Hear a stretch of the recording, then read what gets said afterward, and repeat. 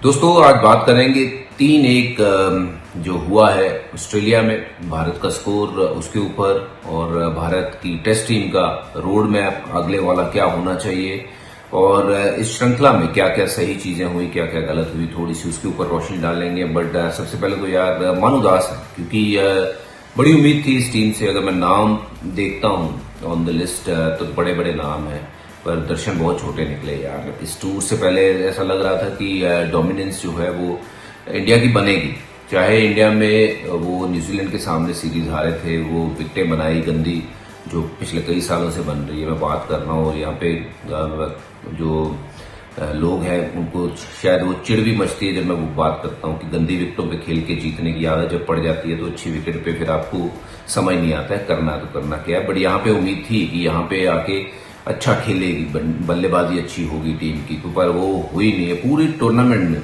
सिर्फ और सिर्फ एक बंदा जिसकी मैं बात करूंगा वो है बुमराह जो ऐसे गेंदबाज जिन्होंने अपनी जान लगा दी यार, उसको निचोड़ दिया, आपने गन्ने की तरह उसका रस निकाल लिया कि बंदा एक ही जो है वो लगा हुआ है। ट्रेविस हेड आए इसको बॉल दे दो, भाई लबुशेन आए इसको बॉल दे दो, स्टीव स्मिथ आए किसको बॉलिंग देनी है, बुमराह को बॉलिंग देनी है।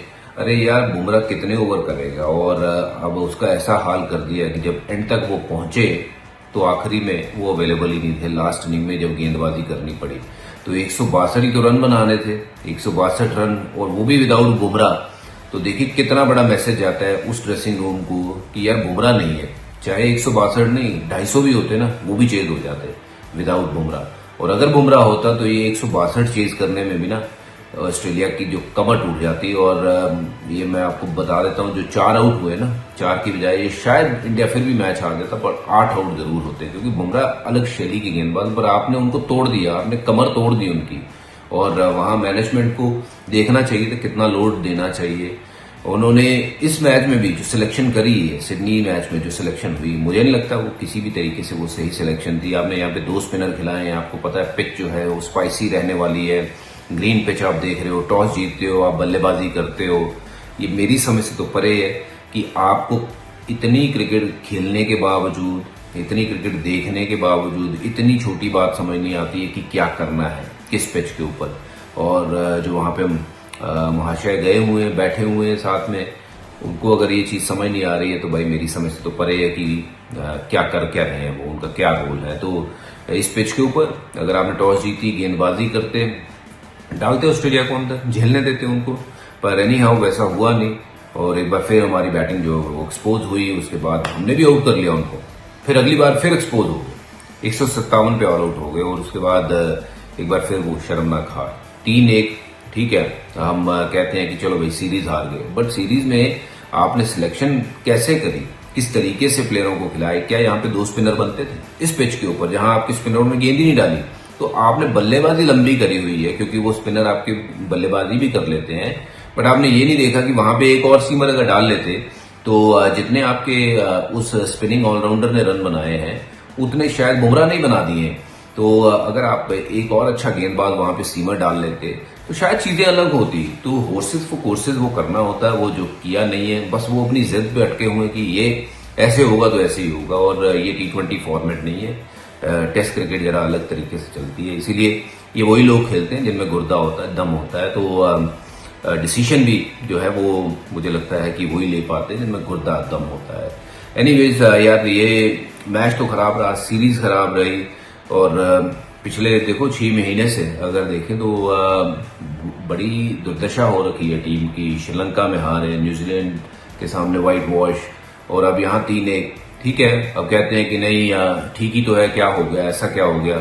बट देखिए सब कुछ सही था जब तक राहुल द्रविड़ वहां पे थे, वर्ल्ड कप भी जीते, चीजें बिल्कुल स्मूथ थी।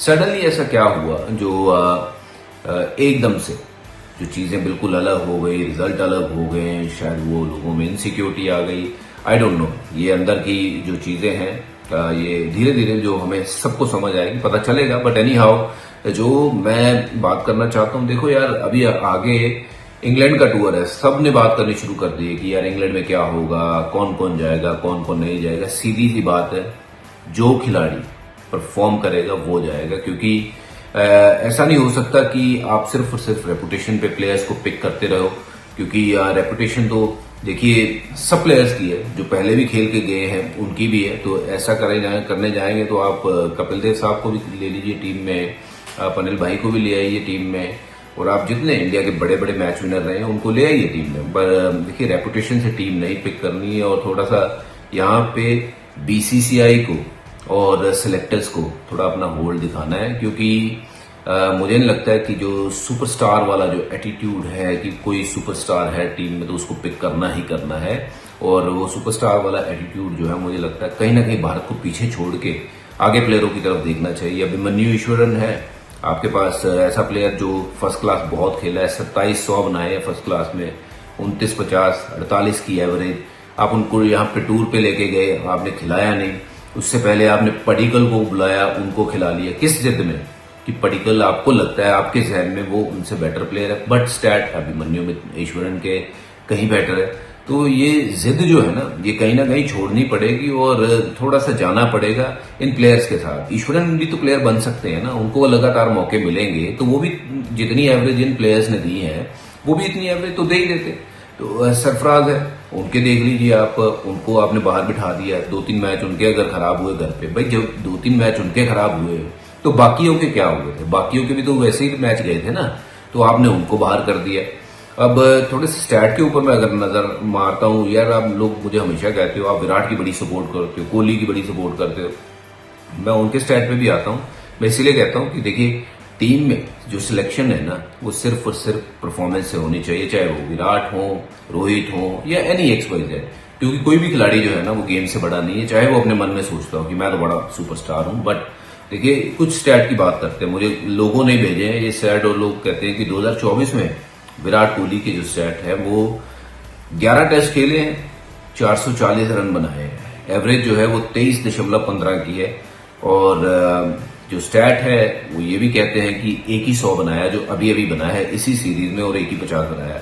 देखिए ये 23 की एवरेज 11 मैचों में विराट कोहली के स्ट्रेचर जैसे प्लेयर के लिए, मतलब ये ऐसी एवरेज है जो शायद अनसुनी सी हो, क्योंकि बहुत बड़ा नाम है, बहुत रन बनाए इंडिया के लिए।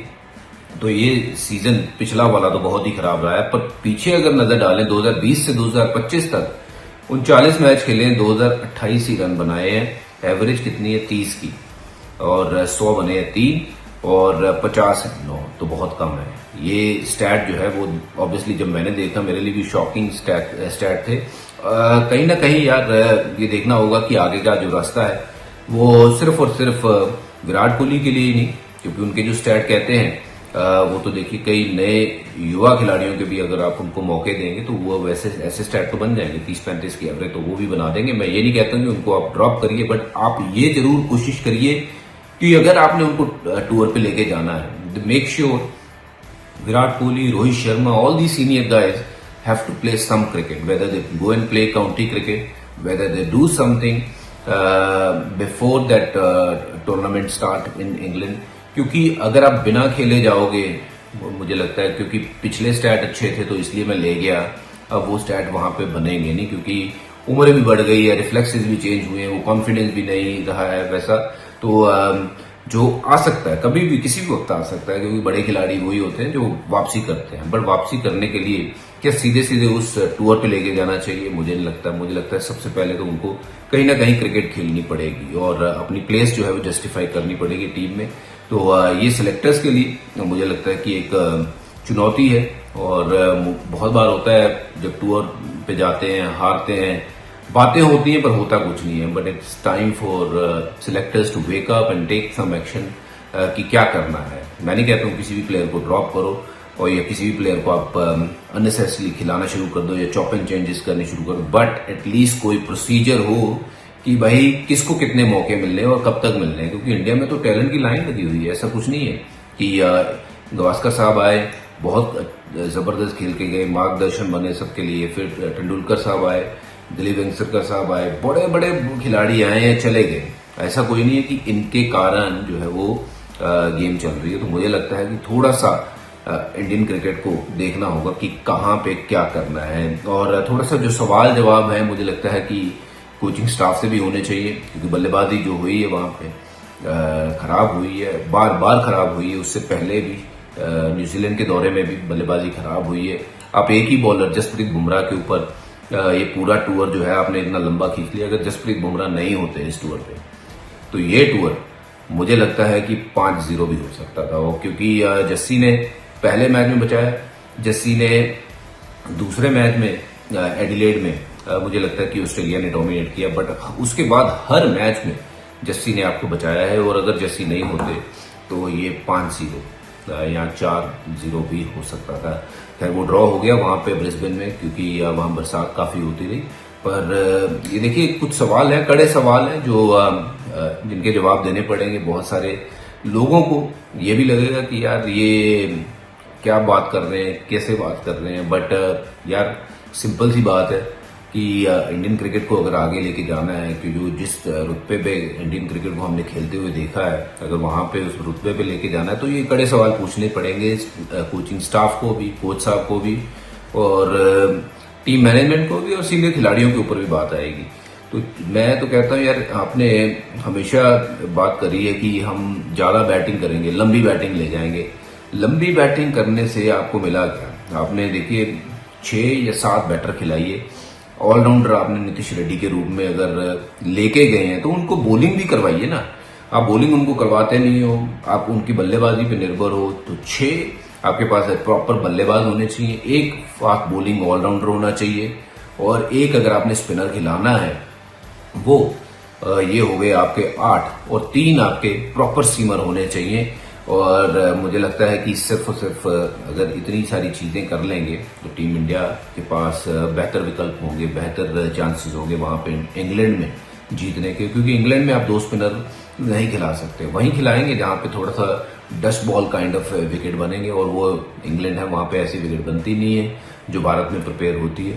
तो कहीं ना कहीं मानसिकता का काम है यार, थोड़ा सा दिमाग लगाने की जरूरत है। सिंपल चीजें हैं, अगर वो ठीक कर लेंगी टीम मैनेजमेंट तो मुझे लगता है ये टीम कहीं बेहतर खेल सकती है। और एक जो कल्चर है जो नया डेवलप हुआ है कि सुपरस्टार नहीं चाहिए यार, हमें परफॉर्मर चाहिए। परफॉर्मर टीम इंडिया के पास हो तो टीम आगे बढ़ेगी। सुपरस्टार जिसको बनना है वो अपने घर पे रहे और वहां पे क्रिकेट खेले। चलिए आज सबका मन उदास है, आई एम श्योर सारे इस बात से जूझ रहे हैं कि यार हुआ क्या, but anyhow time to look forward. But ये जो हुआ है इससे नसीहत लें और आगे की तरफ बढ़ें। मिलेंगे कुछ और लेके अगले वीडियो।